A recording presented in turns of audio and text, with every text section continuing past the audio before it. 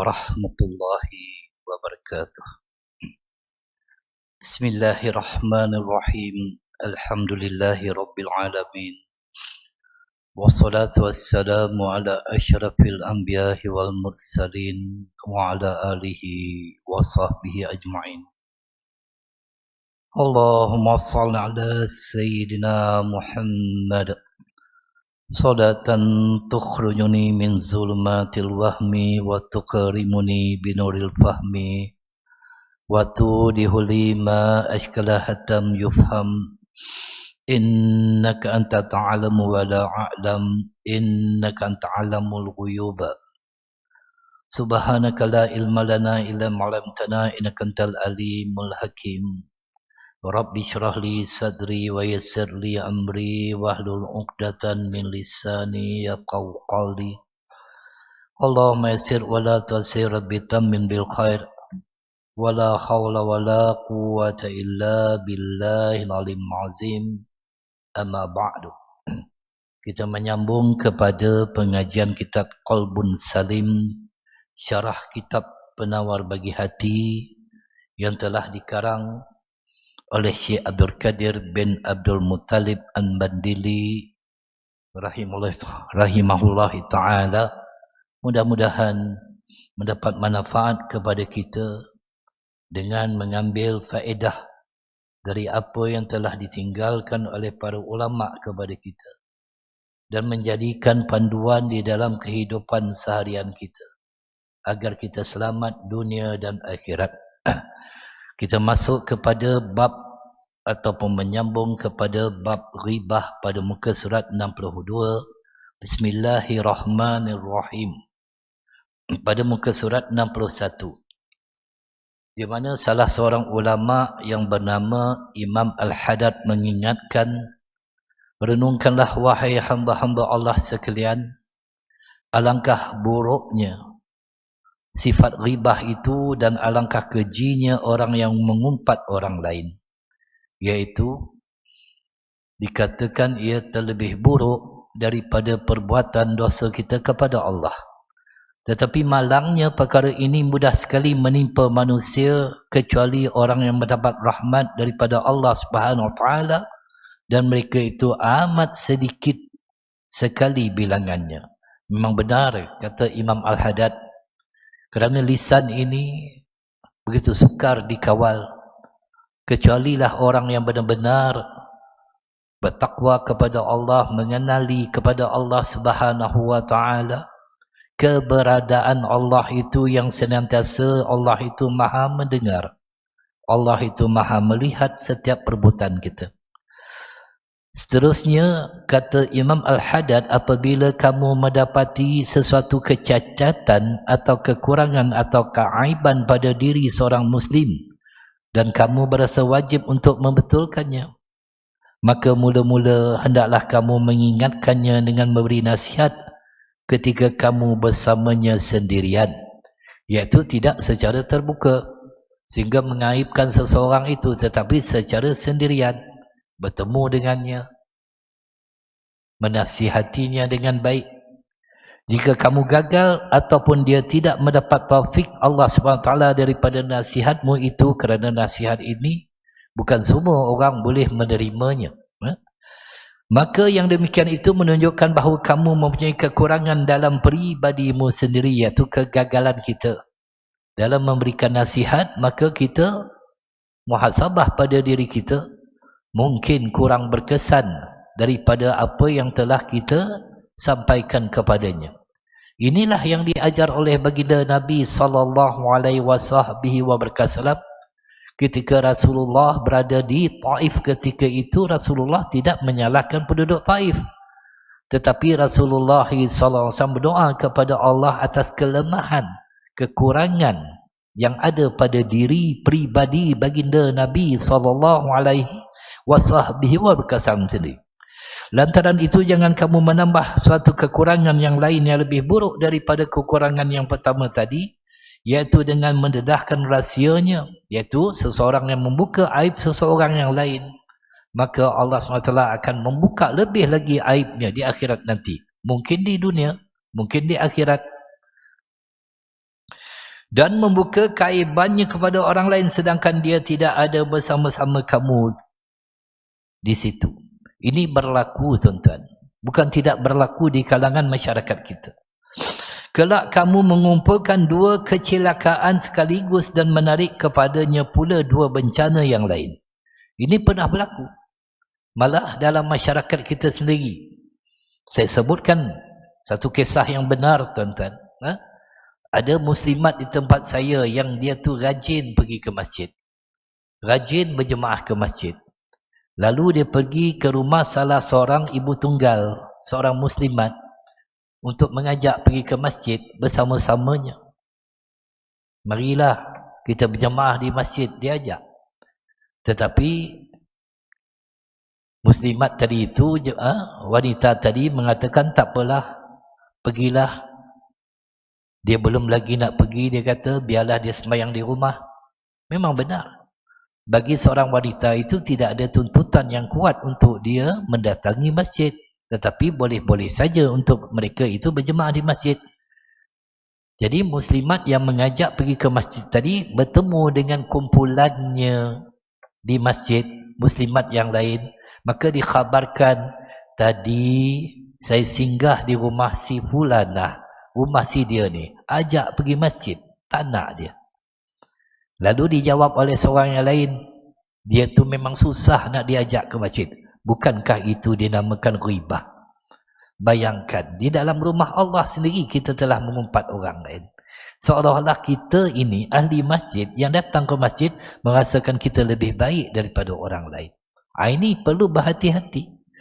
Itu sebab apabila kita sampai di rumah Allah, muhasabah diri kita, tundukkan pandangan kita, yang kita ini orang yang berdosa di hadapan Allah Subhanahu wa ta'ala. Tetapi tuan-tuan dan puan-puan, ada perkara yang dibenarkan yang tidak termasuk dalam perkara ghibah, iaitu menyebut kejahatan, kefasikan ataupun keterlaluan yang dilakukan oleh seseorang yang lain. Sehingga kan Rasulullah SAW menyebutkan, hatta mata tari'una an zikril fajir izkuruhu bima fihi hatta yahzaruhun nas. Hadis yang diriwayatkan oleh Imam Al-Bahaki. Apa kata Rasulullah SAW? Sampai bila kalian takut dari menyebut orang yang jahat? Sebutkan dia dengan apa yang ada padanya sehingga manusia lain boleh berwaspada terhadap dirinya. Maka perlu kita menyebut secara terang-terangan. Seumpama orang yang menyebarkan ajaran yang salah, ajaran yang sesat, maka itu tidak termasuk dalam ghibah ataupun membawa fahaman yang batil yang terkeluar daripada Ahlussunnah wal Jamaah.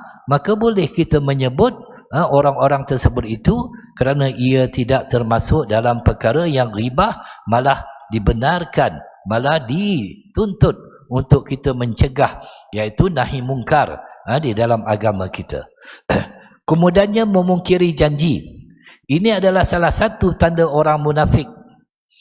Sebagaimana daripada Sayyidina Abu Hurairah radhiyallahu ta'ala, Rasulullah SAW bersabda, ayatul munafiqu salasun. Tanda orang itu adalah munafik ada 3. Idza hadasa kazaba, wa idza wa'ada akhlaf, wa idza tumina khan. Iaitu apabila dia bercakap, dia berbohong, berdusta. Tidak pernah benar dalam kata-katanya. Kerana untuk mendapatkan sesuatu, dia sanggup berbohong. Apabila berjanji, dia memungkirinya. Dan apabila diberikan amanah, dia mengkhianatinya. Na'udzubillah. Kalau ada salah satu daripada 3 ciri ini, orang ini juga boleh dikatakan sebagai orang yang munafik. Saya mengingatkan, mengimbau terutamanya kepada mereka yang diberi amanah oleh Allah SWT. Bukan menyebut sesiapa, tetapi kepada kita sendiri, iaitu para pendakwah, para ilmuwan, para penyampai ilmu. Hendaklah beramanah dalam menyampaikan ilmu. hendaklah mereka itu menepati masa apabila dijemput. Seumpama pendakwah-pendakwah, para asatiza, saya mengingatkan pada diri saya sendiri sebagai orang tua. Apabila ada kuliah, ada program di mana-mana masjid, datanglah dengan lebih awal. Datang lebih awal, menempati saf yang pertama di dalam masjid agar menjadi qudwah hasanah kepada orang ramai. Jangan sekali-kali para asatizah datang lewat. Jangan sekali-kali para asatizah mengecewakan pihak-pihak masjid, pihak-pihak surau sehingga tidak memberitahu ketidakhadiran mereka. Begitu juga mengimbau juga kepada tuan-tuan imam yang diberi amanah untuk memimpin solat berjemaah, perlu beramanah, kerana di masjid-masjid, surau-surau ada beberapa imam, maka diberikan tugas setiap orang itu mengikut hariannya. Kalau tak boleh hadir, tolong berhubung dengan rakan sejawat kamu untuk menggantikan kamu. Jangan dibiarkan kosong. Jangan dibiarkan kosong. Ini banyak berlaku, tuan-tuan. Kadang-kadang tugas, tetapi apabila dilantunkan iqamah, imamnya tak ada. Kerana imam yang bertugas tidak dapat hadir. Kalau tidak dapat hadir, kita mengetahui kelemahan manusia itu. Mungkin tidak sehat, mungkin ada urusan, mungkin jam semalam tu. Tak boleh sampai ke tempat destinasi yang dituju. Maka berpakatlah dengan kawan-kawan yang lain, tolong gantikan aku, besok aku menjadi imam. Ini sepatutnya. Begitu juga para asatizah, para ustaz-ustaz, para ilmuwan. Jangan sekali-kali datang selepas selesai daripada orang melakukan solat, baru kita sampai. Baru kita nak solat kat belakang, menyebabkan jemaah-jemaah tertunggu-tunggu kehadiran kita. Ini saya mengimbau. Sedikit saya mengimbau kerana ini termasuk dalam amanah. Janji mesti ditepati. Jangan sampai kita itu mengkhianati amanah itu. Kerana para-para asatizah, para-para ustaz, mereka itu sepatutnya menjadi qudwah hasanah. Menjadi orang yang bertanggungjawab untuk menunjukkan kepada umat, inilah contoh yang diajar oleh baginda Nabi sallallahu alaihi wasallam. Keempat, bertengkar dan berkata-kata sesuatu yang tidak memberi manfaat. Daripada Sayyidina Abu Hurairah radhiyallahu berkata, Rasulullah sallallahu alaihi wasallam bersabda, min husnil islam min mar'i tarkuhu ma la yu'ni. Termasuk daripada keelokan Islam seseorang ialah dia meninggalkan sesuatu yang tidak memberi manfaat kepadanya, yang tidak, bukan urusannya. Hari ini yang berlakunya perpecahan di kalangan umat Islam kerana suka bertengkar, suka berdebat dan sebagainya. Ini yang dibenci oleh Allah. Abghadur rijali illallah al-aladul al-qasim. Orang yang paling dibenci oleh Allah ialah orang yang paling suka bertengkar dan suka berdebat. Berdebat kerana apa? Perkara-perkara khilafiyah, perkara-perkara yang tidak memberi manfaat. Jangan kita perdebatkan perkara-perkara khilafiyah ataupun perkara-perkara yang bukan urusan kita. Kita bukan ahlinya. Kenapa kita nak berdebat kepada perkara-perkara yang bukan urusan kita? Ini yang banyak berlaku. Itu sebab tuan-tuan dan puan-puan dirahmati Allah SWT, kita tetap berdoa kepada Allah SWT. Ya Allah, ya Tuhan kami, Engkau angkatlah musibah yang telah menimpa negeri kami, negeri Selangor semalam di mana-mana. Allah, takut kita nasib baik di Ampang ini masih lagi diselamatkan oleh Allah SWT. Bagaimana di Kelang, di Shah Alam, di Sepang, yang tuan-tuan sendiri boleh melihat. Kerana apa? Zaharal fasadu fil barri wal bahri bima kasabat aydin nas liyuziqahum ba'dalladzi amilu 'allahum yarji'un. Telah timbul berbagai kerosakan dan bala bencana di darat dan di laut dengan sebab apa yang dilakukan oleh tangan manusia sendiri. Jadi jangan salahkan Allah. Timbulnya yang demikian kerana Allah hendak merasakan mereka sebahagian dari balasan perbuatan-perbuatan buruk yang mereka telah lakukan, supaya mereka kembali insaf dan bertaubat kembali kepada Allah, balik semula kepada Allah. Masjid-masjid telah dibuka untuk kita datang berjamaah. Ketika dia laungkan azan Allahu Akbar, Allahu Akbar, tak sepatutnya kita berada lagi di dalam Giant. Tak sepatutnya kita berada lagi di gelanggang futsal. Tidak sepatutnya kita berada di stadium bola sepak. Ini sepatutnya untuk kita kembali semula kepada Allah setelah pandemik yang Allah uji. Kali ini Allah uji dengan banjir, Allah uji dengan kehilangan harta benda dan sebagainya. Balik semua kepada Allah. Masjid-masjid seumpama pungguk yang merindukan bulan. Masjid-masjid merindui jemaah untuk hadir. Masjid-masjid mengambil, memanggil. Kalau di surau, di Masjid An-Nur, Masya Allah Tabarakallah, di Tamasya Glen Mary yang saya mengajar juga di sana, laungan azan yang dilantunkan oleh muazzin itu seolah-olah memujuk orang ramai untuk datang. Datanglah, hayya 'alas salat,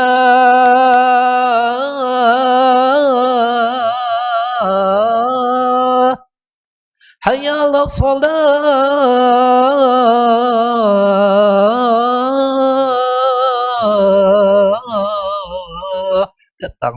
Datanglah, semayanglah di masjid, datanglah berjemaah. Maka dengan itu kita tak heran kalau turunnya satu persatu, kerana Allah nak memberi peringatan kepada kita. Jangan sampai kita itu meninggalkan rumah-rumah Allah. Jangan sampai kita itu meninggalkan ajaran yang telah dibawa oleh baginda Nabi SAW, menyebabkan datangnya kemurkaan Allah kepada kita. Ingat, sampai bila untuk kita membiarkan saf-saf kita kosong, rumah-rumah Allah kosong di saat dikumandangkan azan. Baik. Maka jangan kita itu mencampuri urusan yang bukan urusan kita. Baik. Siapa Imam At-Tirmizi? Imam At-Tirmizi ini namanya Al-Imam Al-Hafiz Abu Isa Muhammad bin Isa At-Tirmizi. Salah seorang ahli hadis yang masyhur dan pengarang pelbagai kitab yang terkenal, adanya Sunan At-Tirmizi, yang lahir pada 279 Hijrah di kota Tirmiz. Maka dengan itu kota Tirmiz itu dinisbahkan kepada namanya. Beliau buta matanya pada akhir kehidupannya, meninggal di Tirmiz pada malam Isnin 13 Rejab 279 ketika berumur 70 tahun. Allah hilangkan pandangan matanya sebagai nak menguji kepada hamba-hambanya. Ingatlah, setiap ujian daripada Allah SWT itu adalah merupakan kebaikan kepada kita, untuk menyedarkan kita, untuk mengangkat darjat kita sebagai orang beriman. Maka kita berbaik sangka dengan Allah, jangan kita suuzon dengan Allah, kerana Allah SWT itu maha pemurah, maha pengasih, maha menerima taubat daripada hamba-hambanya. Tetapi hendaklah kita kembali kepada jalan Allah Subhanahu wa taala dengan menyahut panggilan wakil daripada Allah yang hendakkan kita menjadikan rumah-rumah Allah adalah tempat yang paling utama untuk kita datangi. Ini yang sepatutnya. Daripada kita bersedekah di Giant itu, sedekah di rumah Allah, infakkan di rumah Allah. Kadang-kadang kepada perkara-perkara yang tidak memberi manfaat yang kita gunakan. Baik. Siapa pula Ibnu Majah? Ibnu Majah ialah Abu Abdullah Muhammad bin Yazid Al-Qazwini, lahir pada tahun 209 Hijrah dan meninggal pada tahun 273 Hijrah. Kemudiannya, yang bertengkar dilarang, yang berdebat juga dilarang. Jangan sikit-sikit nak debat, sikit-sikit nak debat. Ini yang bahaya ni. Debat kepada apa? Perkara-perkara khilafiyah. Bab apa? Bab sapu muka lepas mayang, bab kunut subuh, bab baca tahlil. Ini kadang-kadang tidak memberi manfaat kepada kita, kepada perkara-perkara khilafiah. Kemudiannya mengadu domba atau menghasut, namimah, dihasut. Mengadu domba, apa itu mengadu domba namimah? Iaitu memindahkan cakap orang lain kepada orang lain agar tercetus perbalahan dan pertengkaran. Ini sangat bahaya. Orang kata batu api. Daripada Sayyidina Huzaifah bin Yaman berkata, Rasulullah SAW bersabda, la yudkhulu jannata namman. Tidak masuk syurga orang yang mengadu domba, orang yang suka melaga-lagakan seorang, disampaikan cakap seseorang itu kepada orang lain. Ini hadis yang sahih, riwayat Imam Bukhari dan Imam Muslim. Iaitu seorang muhadis yang ulung, mufassir dan ulama besar. Baik. Sulaiman bin Daud berkata, iyyaka wan namimah fa innaha ahundu minas saif. Jauhilah mengadu domba kerana ia salah satu daripada pedang, iaitu yang lebih tajam dari pedang, yang lebih menyebabkan percetusan, perbalahan, pertengkaran, yang memutuskan silaturahim. Dipindahkan cakap seseorang itu kepada seseorang, kadang-kadang ditokok tambah untuk menyedap rasa. Allahu Rabbi. Allah SWT merakamkan di dalam Al-Quran sebagaimana firman-Nya, a'udzubillahi minasyaitonirrajim, wa la tuti' kulla halafim mahin. Dan janganlah engkau menurut kemauan orang yang selalu bersumpah lagi yang hina, hammazim masya'in binamim, yang suka mencaci lagi suka menyebarkan fitnah hasutan, manna'il lil khairi mu'tadin asim, yang sangat-sangat menghalangi amalan-amalan kebajikan agama, utillin ba'da dzalika zanim, lagi yang sangat berdosa, yang jahat kejam sesudah itu, yang terkenal jahatnya menghalang perjalanan agama, menghalang amalan-amalan kebajikan, sehingga kan menghasut orang. Jangan infak dekat sini, jangan. Ini bahaya. Ini berlaku tuan-tuan dalam masyarakat kita sendiri, yang menyebabkan fitnah pada akhir zaman ini lebih teruk lagi. Fitnah yang berlaku pada akhir zaman ini kadang-kadang berlaku di dalam rumah Allah Subhanahu Wa Taala sendiri. Allahu Rabbi. Sayyidina Ibn Abbas radhiyallahu taala berkata, mar Rasulullah sallallahu alaihi wasallam ala qabrain faqala innaha tuta'azzaban wa ma yu'azzabani fi kabir. Amma hadza fakana la yastatiru min baulih wa amma hadza fakana yamshi bin namimah. Rasulullah SAW lalu pada dua buah kubur, iaitu baginda Nabi melewati dua buah kubur. Lalu baginda bersabda, sesungguhnya keduanya sedang diseksa. Wa ma yu'azzabani fil kabir, dan bukanlah keduanya diseksa kerana perkara yang besar. Adapun yang ini, kata Rasulullah, dia tidak menutup aurat ketika membuang air kecil ataupun dalam riwayat yang lain tidak beristinja ketika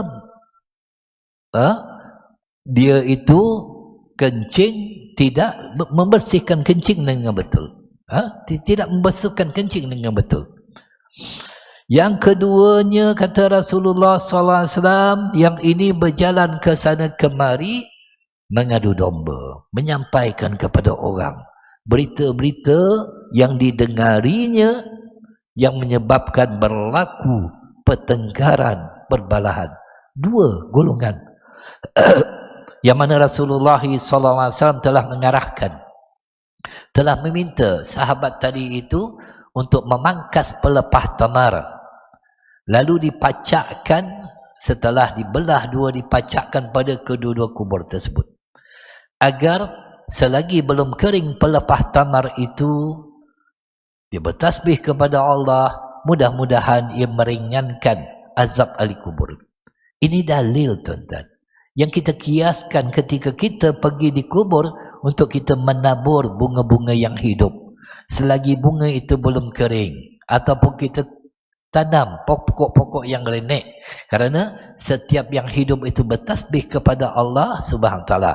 Maka dengan itu tuan-tuan dan puan rahmati Allah Subhanahu Wa Taala, mereka yang berkesempatan untuk menziarahi kubur, sama ada kubur kedua ibu dan ayah, kubur kaum kerabat, sahabat handai dan sebagainya, kalau ada di atas kubur itu rumput-rumput, jangan dicabut semuanya.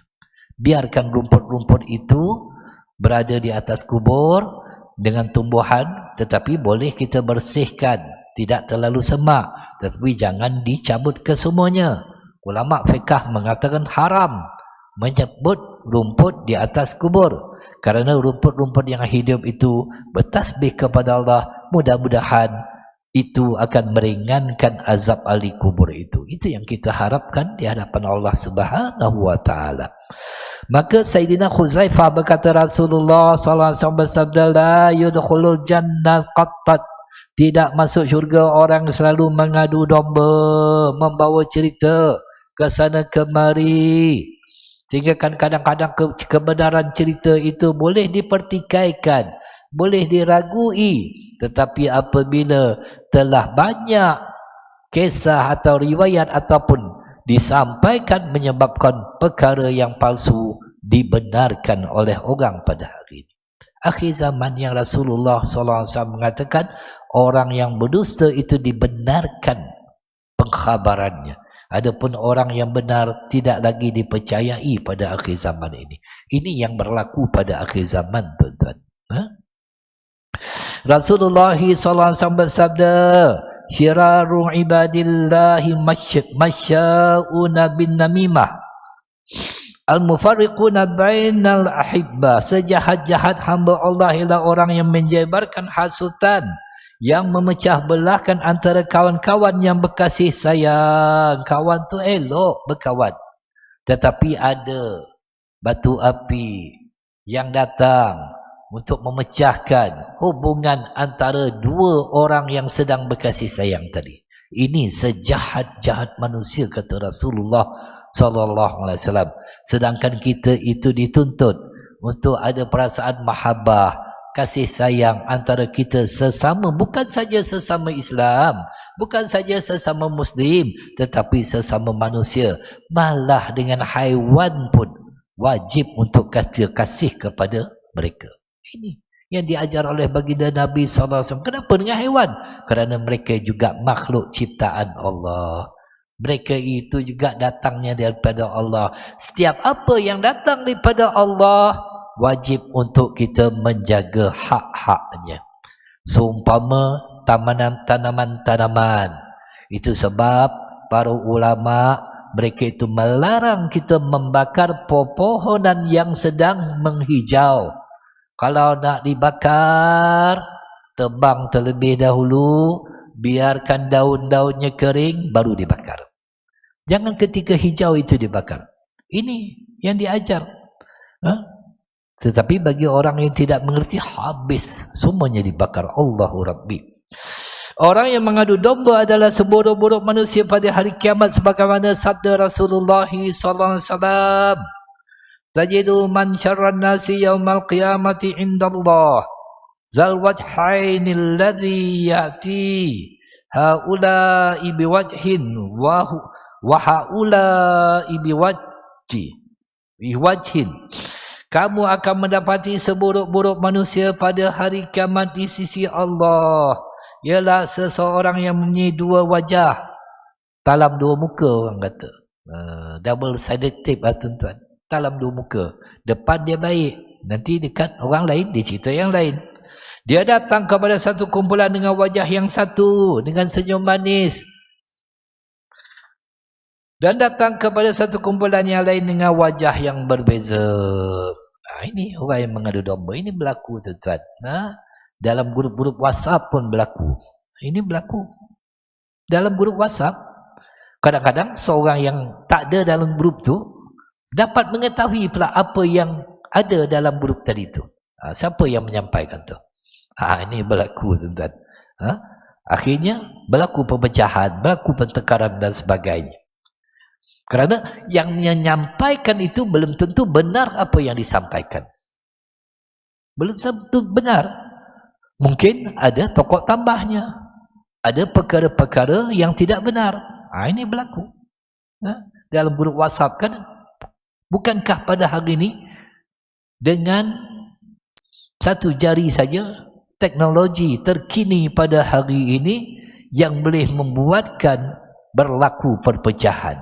Banyak. Saya pun ada grup WhatsApp, tuan-tuan. Ada. Di kalangan asatizah dengan asatizah bergaduh. Kalau para asatizah, ilmuwan bergaduh sesama sendiri, macam mana dengan orang awam? Macam mana dengan orang ramai? Sehingga kan para ilmuwan, para asatizah, orang yang menyampaikan ilmu, jangan kamu itu hairan kalau para asatizah, para ulama tidak lagi dipandang mulia, tidak lagi dihormati oleh orang ramai kerana sikap kamu suka bertengkar sesama kamu. Ini yang berlaku, tuan-tuan. Saya orang tua, tuan-tuan. Saya melihat perkara ini di kalangan anak-anak muda berlaku. Kadang-kadang perkara-perkara yang tidak perlu untuk diperdebatkan. Masing-masing untuk menandingi ilmu masing-masing. Akhirnya berlaku perdebatan dalam grup WhatsApp sendiri. Akhirnya rimuh pula kawan tu. Kawan tu pula mengadu pula tempat lain. Allahu Rabbi. Ini bukan orang awam, tuan-tuan. Ini para asatizah, para ilmuwan sendiri yang berlaku. Kalau di kalangan para ilmuwan sendiri yang suka berdebat, suka bergaduh, jadi macam mana halnya dengan orang-orang yang di bawah? Akhirnya berlaku. Yang ini pengikut sini, yang ini pengikut sini. Akhirnya pengikut pula bergaduh. Allahu Rabbi. Hari ini dalam medan dakwah dah jadi macam medan politik dah, tuan-tuan. Medan dakwah dah jadi macam medan politik. Pengikut dengan pengikut bergaduh. Subhanallah. Menakutkan, sangat menakutkan akhir zaman ini. Sangat menakutkan. Saya berkata benar, tuan-tuan. Saya terpaksa menyampaikan. Kerana ini tanggungjawab. Bukan kepada orang awam, tetapi kepada para ilmuwan, para ulama, para asatizah. Hentikan. Hentikan bergaduh sesama sendiri. Yang menyebabkan orang awam keliru. Yang menyebabkan orang awam akhirnya bergaduh juga. Akhirnya berlaku perpecahan di kalangan orang awam dan para ilmuwan sendiri. Allahu Rabbi. Subhanallah. Amat takut pada akhir zaman ini. Itu sebab baginda Nabi SAW mengatakan, kalau tak adalah sesuatu yang baik untuk kamu katakan, lebih baik kamu diamlah. Perkara-perkara yang kecil, perkara-perkara yang remeh, perkara-perkara yang masing-masing ada hujahnya, ada dalilnya. Jadi biarlah kita itu bertoleransi, berlapang dada dalam mengambil pendapat masing-masing. Setiap orang ada hujah masing-masing untuk disampaikan. Maka kita itu meraihkan setiap pendapat yang ada. Itu lebih baik daripada kita itu bertengkar. Saya teringat salah seorang ulama dulu, Masya Allah, tabarakallah, hampir kepada bulan Ramadan, dia mengatakan lebih baik ditutup semuanya masjid-masjid yang ada daripada berlakunya pertengkaran tentang bilangan rakaat sembahyang tarawih. Kan bergaduh tu. Yang ni kata 8-nya sunnah, yang ni kata 20. Bergaduh. Akhirnya berlaku perpecahan. Itu kata ulama tu, lebih baik ditutup masjid-masjid daripada berlaku perpecahan di dalam rumah Allah Subhanahu Wa Taala sendiri. Lebih baik ditutup daripada berlaku perpecahan. Masing-masing ada hujahnya. Yang nak buat 20 silakan, yang nak buat 8 silakan. Yang tak larat nak buat duduk rumah, tak berdosa. Perkara sunat. Kenapa perkara-perkara begini yang perlu kita perdebatkan, perlu kita bergaduh sesama sendiri. Allahu Rabbi. Ini berlaku akhir zaman tu. Baik. Para ulama sepakat ittifaq bahawa mengadu domba adalah berdosa. Mengadu domba ialah menyebut apa yang diberitahu oleh orang lain kepada orang yang lain, pula dengan niat untuk mengeruhkan hubungan antara mereka dan dengan niat supaya mereka berkelahi. Berlaku. Macam dalam guru WhatsApp tadi lah. Macam dalam guru WhatsApp tadi kan. Ini satu kumpulan guru WhatsApp. Ada yang tidak termasuk dalam grup tu, tapi dia mengetahui pula apa yang terdapat dalam ni. Yang mengadu domba tadi print screen, hantar pada yang dia ni. Bergaduh. Subhanallah. Itu sebab saya buang grup-grup ni, tuan-tuan. Saya tak nak grup-grup ni. Ataupun saya senyapkan saja, tak nak masuk campur. Kalau tengok menakutkan. Allah. Baik kita WhatsApp dengan pasangan kita, saya selalu WhatsApp dengan isteri saya sedang hari ni nak masak apa, saya ada dekat Tesco, sekarang ada tukar Lotus, awak nak suruh saya beli apa, itu lebih baik lagi daripada kita menjaga ahli keluarga kita. WhatsApp dengan anak-anak, pukul berapa nak balik ni, dia nak malam ni banjir tak tempat tu, itu lebih baik lagi menjaga ahli keluarga kita. Kadang-kadang bergaduh. Allahu Akbar. Jadi jika menyebut apa yang diberitahu oleh orang lain kepada orang yang lain dengan tujuan nasihat, maka ia menjadi wajib. Tujuannya seolah-olah si fulan menyampaikan kepada si fulan, dia kata awak tolong nasihatkan si fulan ini yang saya mengkhabarkan begini-begini, dan itu tidak termasuk dalam perkara yang mengadu domba, sebagai nasihat, sebagai peringatan. Maka ia menjadi wajib. Wajib. Seumpamanya kalau kita nak menasihati seseorang tetapi kita tidak dapat ataupun tidak berpeluang, maka kita cari kawan rapatnya, kita sampaikan kepadanya. Ia tidak termasuk dalam kategori mengadu domba yang dilarang. Jadi sikap seorang muslimin sebenar ialah tidak terus mempercayai apa saja berita yang disampaikan. Jangan cepat kita percaya setiap perkara yang disampaikan. Itu yang kita dengar, tabayun terlebih dahulu, siasat terlebih dahulu, benar atau tidak. Tabayun ini penting.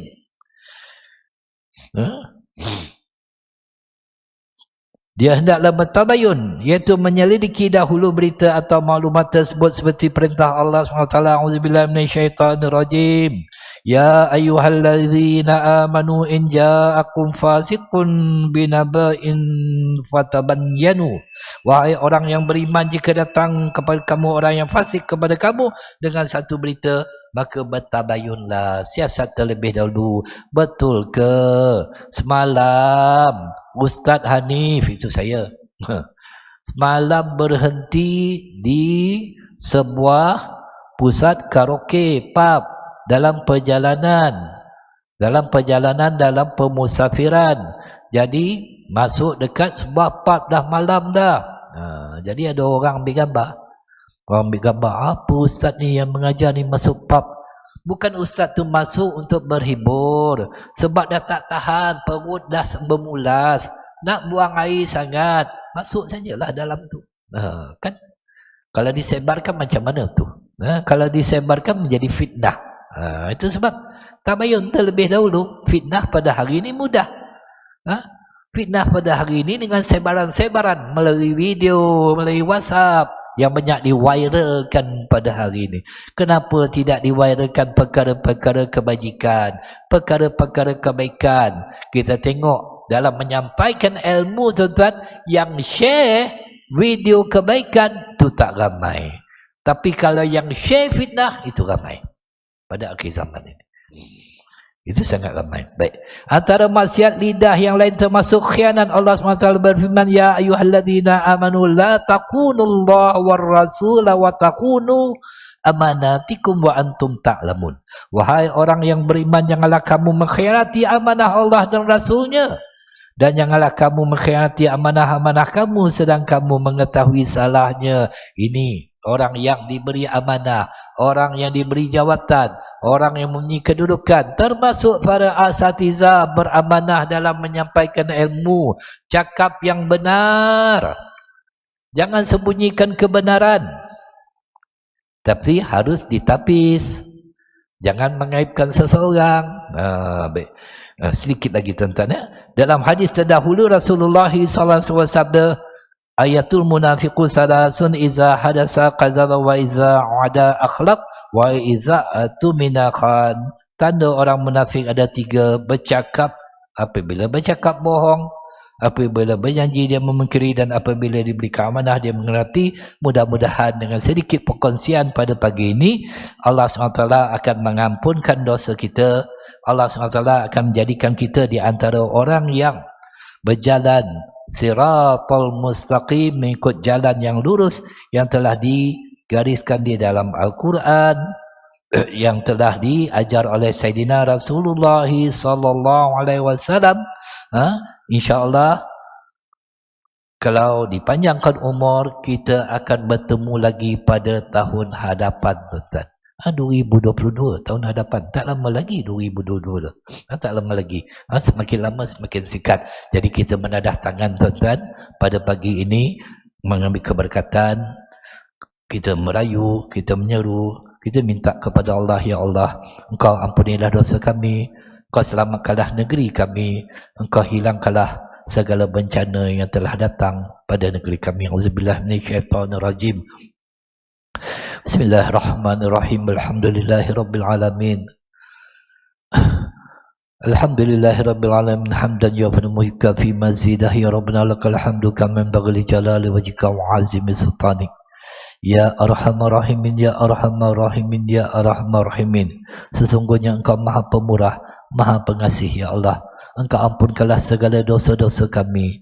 Ampunkan dosa kedua ibu dan ayah kami. Ampunkan dosa pasangan hidup kami. Ampunkan dosa sahabat karib kami, adik-beradik kami, jiran-jiran kami, semua muslimin, muslimat yang ada di negara kami, termasuk pemimpin-pemimpin kami, ya Allah. Ya Allah, dengan rahmat-Mu yang begitu luas, ya Allah, Engkau hilangkanlah kemurkaan-Mu, ya Allah. Engkau tariklah segala bala bencana yang telah turun di negeri kami ini, terutamanya Selangor dan amnya kepada negara Malaysia ini, ya Allah. Janganlah Engkau biarkan negara kami ini tenggelam dengan banjir, ya Allah. Kasihanilah mereka, ya Allah. Ampunilah dosa mereka, ya Allah. Selamatkanlah harta benda orang-orang Islam dan juga orang-orang yang lain, ya Allah. Selamatkan perniagaan mereka, ya Allah. Jadikanlah negeri kami negeri yang berkat, ya Allah. Selamatkanlah negeri kami daripada terjadinya banjir yang menyebabkan kehilangan nyawa dan harta, ya Allah. Ampunkanlah dosa kami kerana kami mengetahui kamilah punca segala-galanya, Allah. Di atas kerakusan kami, ketaksiran kami, kelalaian kami, kerana kami kurang mengingati kepada Engkau, ya Allah. Kami mohon kepada Engkau, ya Allah, dengan rahmat-Mu yang luas, ya Allah. Engkau tariklah, ya Allah, segala bala bencana yang datang di negara kami ini, ya Allah. Hapuskanlah, ya, satu persatu bala bencana yang telah turun, ya Allah. Kerana itu bukan daripada-Mu, tetapi daripada kejahatan, kerosakan yang kami lakukan sendiri, ya Allah. Rabbana taqabbalna du'aana innaka antas samiul alim wa tub alaina ya maulana innaka antat tawwabur rahim. Rabbana atina fid dunya hasanah wa fil akhirati hasanah wa qina azabannar wa adkhilna jannata ya abrar ya aziz ya ghaffar ya sattar ya jabbar ya rabbal alamin. Sallallahu ala sayyidina Muhammad wa ala alihi washabihi ajma'in bi fadli subhanahu rabbil izzati amma yasifun. Assalamualaikum warahmatullahi walhamdulillahi rabbil alamin. Assalamualaikum warahmatullahi wabarakatuh.